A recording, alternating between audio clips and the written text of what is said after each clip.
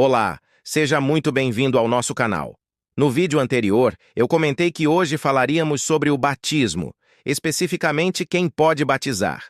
Mas antes de nos oferecermos para o batismo do arrependimento dos pecados, precisamos entender uma coisa muito importante. Quais são esses pecados? Quer descobrir? Então venha comigo e preste atenção a cada detalhe deste estudo. Lembre-se, este estudo não é baseado em opiniões pessoais, mas na plena revelação da Palavra de Deus, conforme descrita nos Evangelhos. Hoje vamos mergulhar num tema fundamental, mas que muitas vezes é deixado de lado: a realidade do pecado, suas consequências e a urgência do arrependimento. Pode parecer um assunto pesado, mas entender isso é o primeiro passo para encontrar a verdadeira liberdade e a paz que só Deus pode oferecer. Muitos pensam que o Evangelho começa falando de prosperidade, bênçãos ou felicidade instantânea. Mas, na verdade, a boa notícia começa com uma má notícia. Todos nós, sem exceção, estamos perdidos em pecado. Essa é a raiz de toda a dor, injustiça e maldade que vemos no mundo. Não importa se você é religioso, ateu, de direita ou de esquerda. Em algum momento da vida, todos nós sentimos o peso da corrupção moral, da angústia, do sofrimento e, finalmente, da morte. A Bíblia é muito direta sobre isso. Em Romanos capítulo 3, versículo 23, lemos: "Porque todos pecaram e destituídos estão da glória de Deus." O que isso significa? Significa que o pecado não é apenas cometer um erro aqui ou ali, não é só uma falha moral. Pecado, em sua essência, é uma condição de separação do nosso Criador. É como um veneno que corrompe o coração humano, nos torna escravos dos nossos próprios desejos e nos afasta da fonte da vida. Inevitavelmente, essa separação nos conduz à morte. Então, qual é a verdadeira natureza do pecado?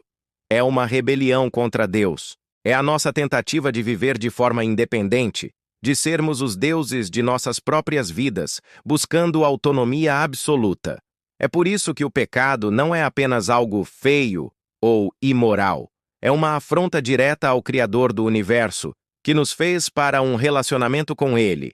Jesus descreveu perfeitamente o efeito escravizador do pecado quando disse, em João, capítulo 8, em verdade vos digo que todo aquele que comete pecado é servo do pecado. Pense nisso. O mundo nos vende uma ideia de liberdade que diz: faça o que quiser, siga seu coração, seja você mesmo. Mas essa suposta liberdade, na verdade, é uma prisão invisível. Ela nos aprisiona em ciclos de vícios, destrói nossos relacionamentos, gera um vazio profundo na alma e, no fim, rouba toda a nossa esperança.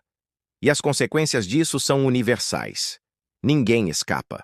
A Bíblia declara em Romanos 6, versículo 23, porque o salário do pecado é a morte, mas o dom gratuito de Deus é a vida eterna, por Cristo Jesus, nosso Senhor. A morte aqui tem 3 dimensões. Primeiro, a morte física, que todos nós enfrentaremos. Ela entrou no mundo por causa do pecado. Segundo, a morte espiritual, que é a separação de Deus já nesta vida, o vazio que muitos sentem mesmo tendo tudo. E terceiro, a morte eterna, que é a condenação final no juízo de Deus. Jesus foi muito claro sobre o destino de quem não se arrepende. Em Mateus 25, ele fala sobre o juízo final e diz: "E irão estes para o tormento eterno, mas os justos para a vida eterna." Isso nos mostra que o pecado não é uma questão pequena ou trivial. Ele tem consequências eternas e devastadoras. Muitas vezes pensamos que só os pecados grandes e escandalosos, como assassinato ou roubo, é que nos afastam de Deus. Mas o Evangelho vai muito mais fundo. A Bíblia também condena pecados que a nossa sociedade muitas vezes tolera ou até incentiva. A avareza, que é o amor ao dinheiro, a mentira, mesmo a pequena, a inveja que corrói a alma, o orgulho que nos impede de reconhecer que precisamos de ajuda, e o rancor que nos aprisiona no passado. Jesus elevou o padrão ao ensinar que o problema não está apenas em nossas ações, mas nas intenções do nosso coração. Em Mateus capítulo 5, ele diz: Eu, porém, vos digo que qualquer que atentar numa mulher para a cobiçar, já em seu coração cometeu adultério com ela. Com isso, ele mostra que o problema não é só o que fazemos, mas o que somos por natureza, longe de Deus. Somos pecadores, e nosso coração, por si só, nos inclina para o mal. Diante disso, a Escritura nos alerta sobre um juízo inevitável. Muitas filosofias e religiões falam sobre segundas chances, reencarnação ou ciclos infinitos de purificação. Mas a Bíblia é categórica. Em Hebreus 9, versículo 27, está escrito: E como aos homens está ordenado morrerem uma vez, vindo depois disso o juízo. Ou seja, esta vida é a nossa única oportunidade de nos reconciliarmos com Deus. Após a morte, o que nos espera é um juízo único e definitivo, onde prestaremos contas de tudo. O pecado, quando não há arrependimento, conduz inevitavelmente à condenação. Entre os pecados mencionados, há um que se opõe diretamente ao propósito da criação, pois Deus é fonte e autor da vida. A união entre pessoas do mesmo sexo, homem com homem ou mulher com mulher, não cumpre o desígnio de gerar vida, contrariando assim o princípio criador estabelecido por Deus. Pecados contra a natureza. Desde o princípio, Deus estabeleceu o ser humano com um propósito claro e santo. Façamos o homem à nossa imagem, conforme a nossa semelhança. Criou Deus o homem à sua imagem. A imagem de Deus o criou. Homem e mulher os criou. Gênesis 1, 26, 27. Deus abençoou o homem e a mulher e disse: Frutificai, multiplicai-vos e enchei a terra. Gênesis 1, 28. O plano divino para a família se baseia nessa união. Um relacionamento de amor, companheirismo e complemento entre homem e mulher para gerar vida e refletir a imagem do Criador. Assim, a Bíblia mostra que Deus criou o casamento como uma união sagrada, símbolo de aliança e expressão do amor entre Cristo e a Igreja. Por isso deixará o homem seu pai e sua mãe, e se unirá à sua mulher, e os dois se tornarão uma só carne. Efésios 5, 31, 32. Ou seja, vida gerando vida. A Bíblia ensina que o desvio desse padrão, seja qual for, é pecado, pois se afasta da natureza e da ordem que o Criador estabeleceu. Deus estabeleceu uma ordem perfeita para a humanidade. Ele criou o homem e a mulher à sua imagem e semelhança, e os uniu para viverem em amor, comunhão e propósito, refletindo a santidade e a harmonia do Criador. Quando o ser humano se afasta desse propósito e segue seus próprios desejos, acaba distorcendo o que Deus planejou como bom e santo.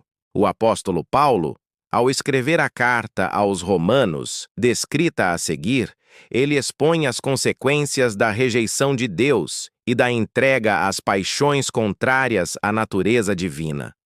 Essa passagem é um alerta para todos nós, não apenas sobre um tipo específico de pecado, mas sobre o perigo de afastar-nos do propósito de Deus e adorarmos a criatura em lugar do Criador. Observe. Por isso Deus os abandonou às paixões infames, porque até as suas mulheres mudaram o uso natural, no contrário à natureza.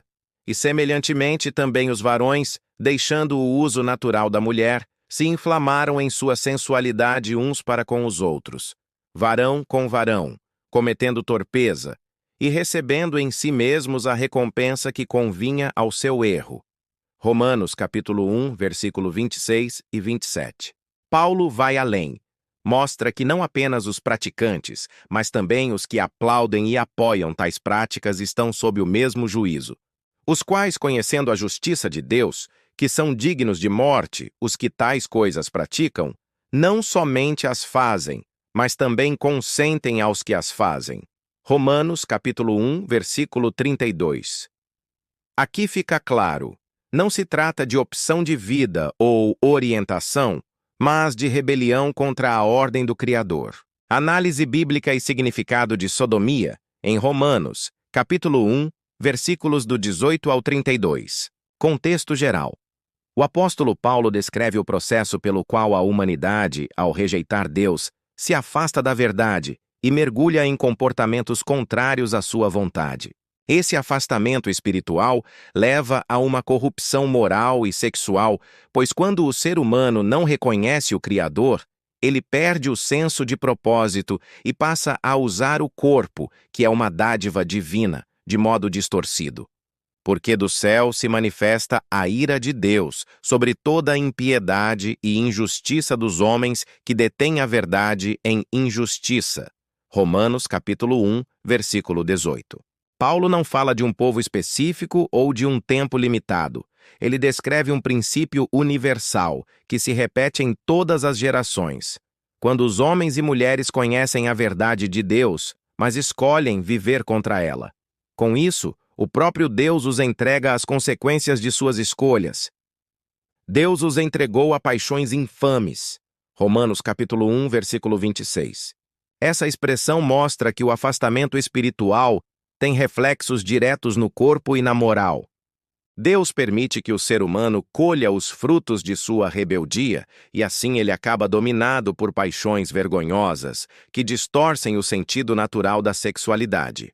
O termo uso natural refere-se à relação sexual conforme a ordem natural da criação, isto é, entre homem e mulher, de modo que o corpo seja usado segundo sua função e complementaridade. Quando essa ordem é trocada por práticas que negam essa estrutura, sejam entre pessoas do mesmo sexo ou por meio de atos contra a natureza física, o resultado é o que Paulo chama de paixões infames. Até suas mulheres mudaram o uso natural.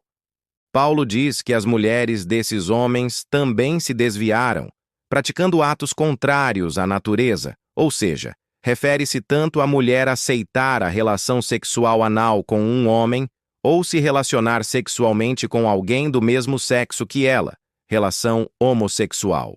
A expressão uso natural indica a relação sexual conforme o corpo foi criado para funcionar.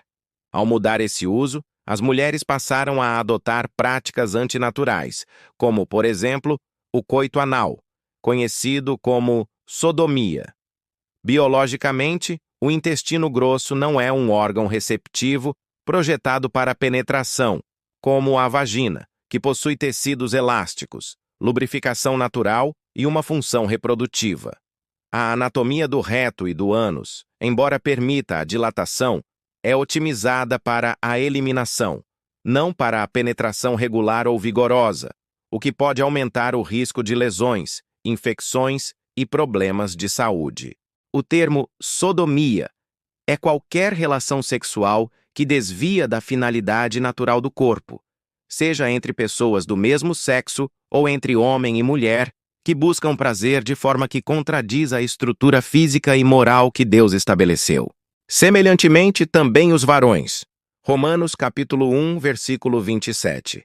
Paulo continua dizendo: semelhantemente, também os varões, deixando o uso natural da mulher, se inflamaram em sua sensualidade uns para com os outros, varão com varão, cometendo torpeza e recebendo em si mesmos a recompensa que convinha ao seu erro. Romanos capítulo 1, versículo 27. Aqui ele mostra que os próprios homens, influenciados pela mesma degradação moral, abandonaram o uso natural da mulher e passaram a ter relações entre si, movidos por desejos corrompidos. Esses comportamentos não são resultado de amor verdadeiro, mas de paixões distorcidas, que surgem quando o ser humano se afasta da verdade de Deus e segue impulsos contrários à sua natureza. Paulo não trata de uma questão cultural, mas de uma realidade espiritual universal. Quando o homem rejeita o Criador, o desvio moral e sexual é uma consequência inevitável. Significado espiritual e moral.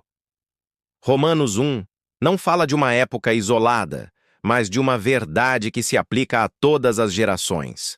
Sempre que o ser humano troca a verdade de Deus por suas próprias ideias, ocorre a inversão dos valores naturais.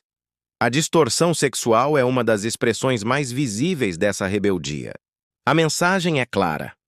O pecado começa no coração, quando a pessoa rejeita o conhecimento de Deus.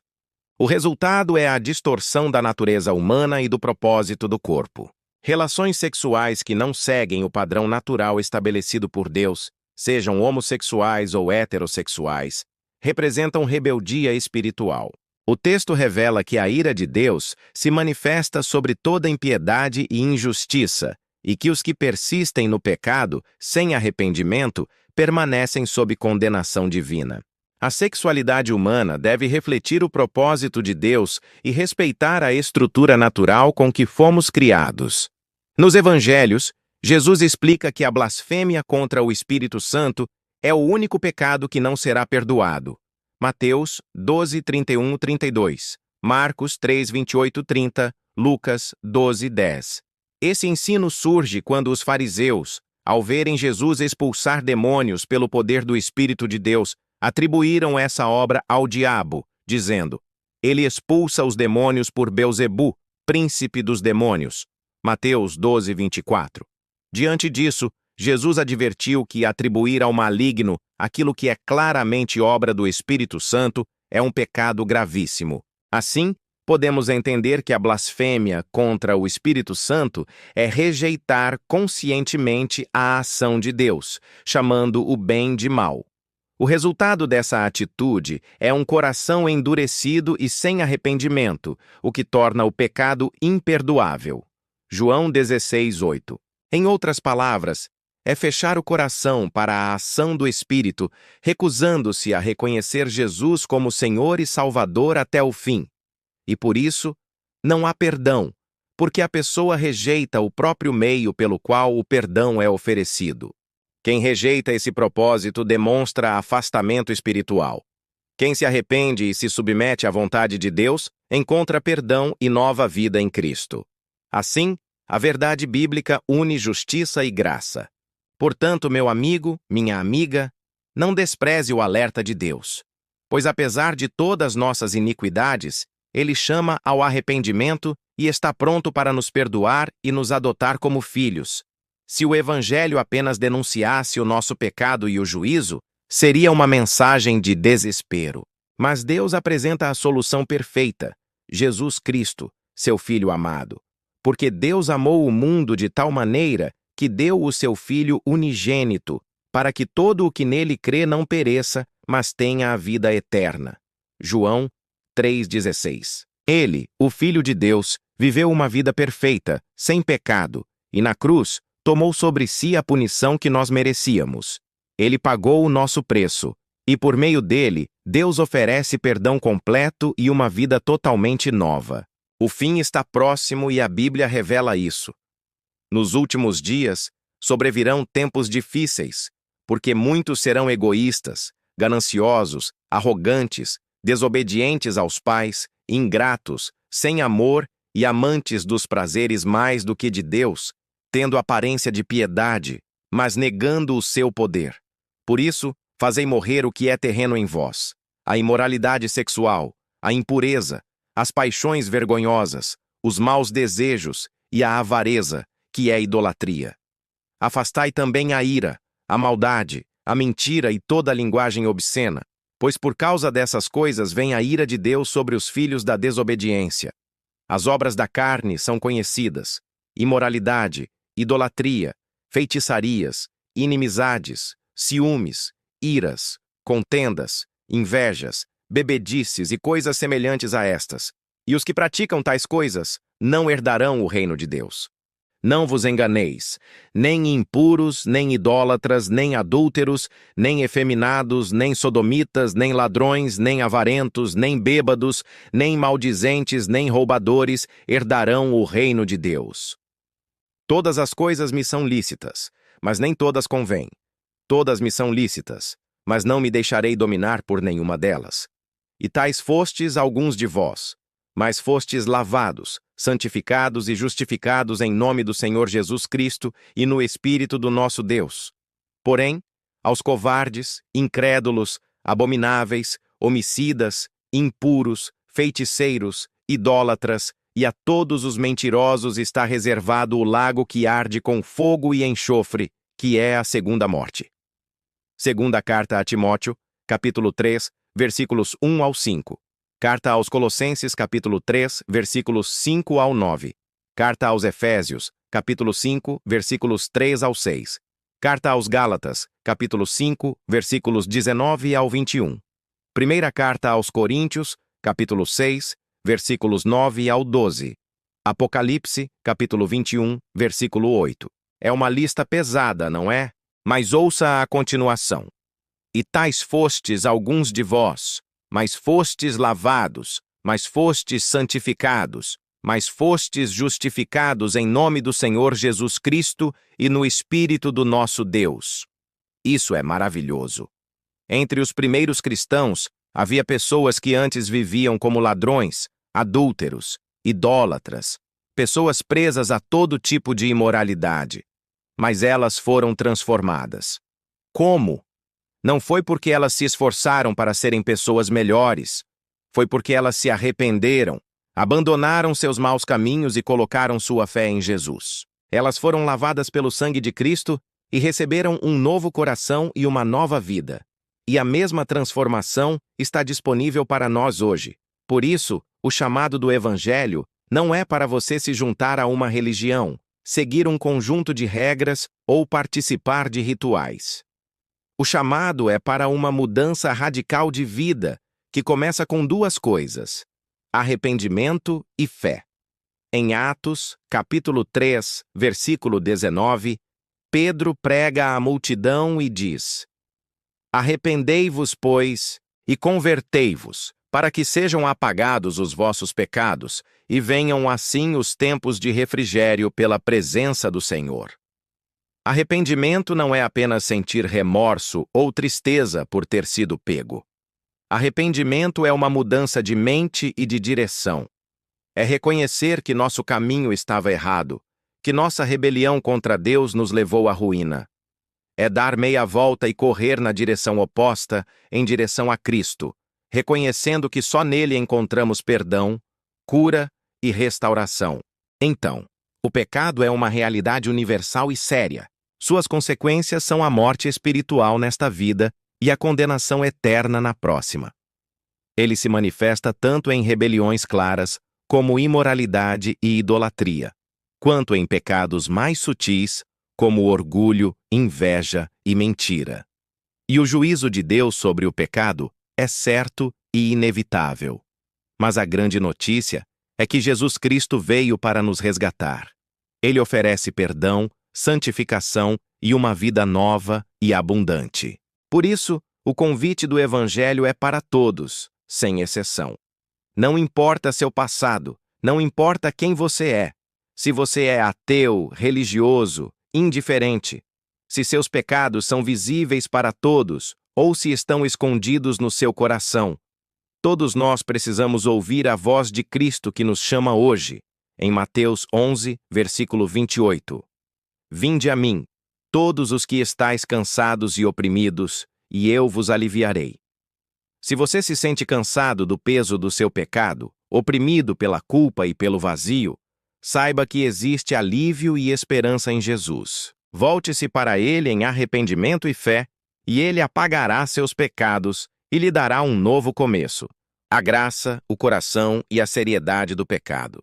Jesus, em seu ensino no Sermão do Monte, revelou que o pecado não começa apenas na ação, mas no coração humano. Ele disse: Ouvistes que foi dito, não adulterarás. Eu, porém, vos digo que qualquer que olhar para uma mulher com intenção impura já adulterou com ela no coração. Mateus 5, 27, 28. Com isso, o Senhor mostrou que a raiz do pecado está nas intenções e desejos interiores, pois é do coração que procedem os maus desígnios, homicídios, adultérios, prostituição, furtos, falsos testemunhos e blasfêmias. Mateus 15, 19. Entretanto, o Novo Testamento, sob a luz da graça, revela que o pecado amadurece em etapas. Tiago explica: Cada um é tentado pela sua própria cobiça, quando esta o atrai e seduz. Então a cobiça, depois de haver concebido, dá à luz o pecado. E o pecado, sendo consumado, gera a morte.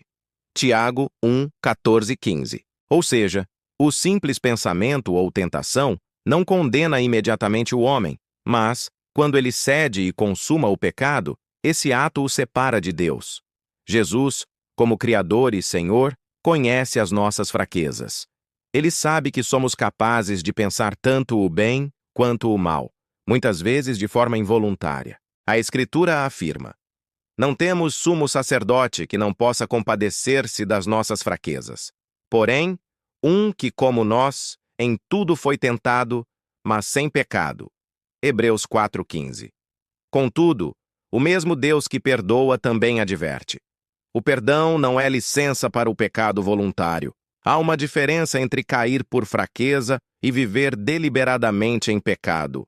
A carta aos Hebreus adverte: se vivermos deliberadamente em pecado, depois de termos recebido o pleno conhecimento da verdade, já não resta sacrifício pelos pecados, mas uma terrível expectativa de juízo e de fogo que consumirá os adversários.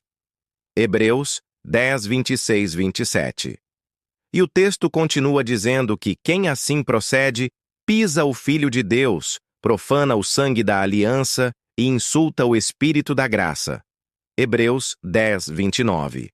O pecado insistente endurece o coração, como a água que, ao ser derramada sobre a terra, embebe o chão. Uma vez absorvida, não pode ser recolhida. Mesmo o apóstolo Paulo, grande homem de fé, lutava diariamente contra a sua carne. Ele confessou: porque não faço o bem que quero, mas o mal que não quero, esse faço. Miserável homem que eu sou, quem me livrará do corpo desta morte? Romanos 7, 19 ao 24.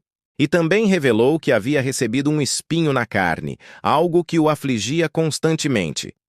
E para que não me ensoberbecesse com a grandeza das revelações, foi-me posto um espinho na carne, mensageiro de Satanás, para me esbofetear, a fim de que não me exalte. 2 Coríntios 12, 7. Paulo orou 3 vezes para que o Senhor o livrasse dessa aflição, mas Deus respondeu: a minha graça te basta, porque o meu poder se aperfeiçoa na fraqueza. 2 Coríntios 12, 9. Essa resposta mostra que Deus não remove todas as nossas lutas, mas nos dá graça suficiente para vencê-las. Mesmo quando afligidos ou tentados, a graça de Cristo nos sustenta e sua força se manifesta quando reconhecemos nossa dependência dele. Por isso, Paulo pôde afirmar: quando estou fraco, então é que sou forte.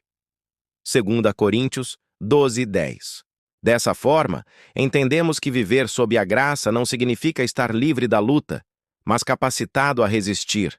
A graça não anula a justiça de Deus, mas a cumpre em amor, capacitando-nos a vencer o pecado em vez de nos conformar com ele. Por isso Paulo adverte: considera, pois, a bondade e a severidade de Deus. Para com os que caíram, severidade, mas para contigo, a bondade de Deus, se permaneceres na sua bondade. De outra maneira, também tu serás cortado. Romanos 11, 22. E também declara com firmeza: que diremos, pois? Permaneceremos no pecado, para que seja a graça mais abundante? De modo nenhum. Nós que já morremos para o pecado, como viveremos ainda nele? Romanos 6, 1, 2. E reforça novamente: e daí? Havemos de pecar porque não estamos debaixo da lei, e sim da graça? De modo nenhum. Romanos 6, 15. Portanto, devemos viver com consciência da bondade e da severidade de Deus. Ele é fiel e justo para perdoar quando há arrependimento sincero, mas também julga com retidão os que persistem em desobediência. Que sejamos encontrados entre os que permanecem na graça, lutando contra o pecado, confiando na força que vem do Senhor e crendo que, mesmo em meio às fraquezas, a graça de Cristo sempre será suficiente. Se confessarmos os nossos pecados, Ele é fiel e justo para nos perdoar os pecados e nos purificar de toda injustiça. 1 João 1, 9. Satanás, segundo a Escritura, tenta o ser humano em diversas áreas. Gênesis 3, Mateus 4, 1, 11. Ele procura enganar, distorcer e afastar as pessoas da vontade de Deus. Ele procura induzir o ser humano a viver fora dos princípios de Deus, seja qual for a área da tentação.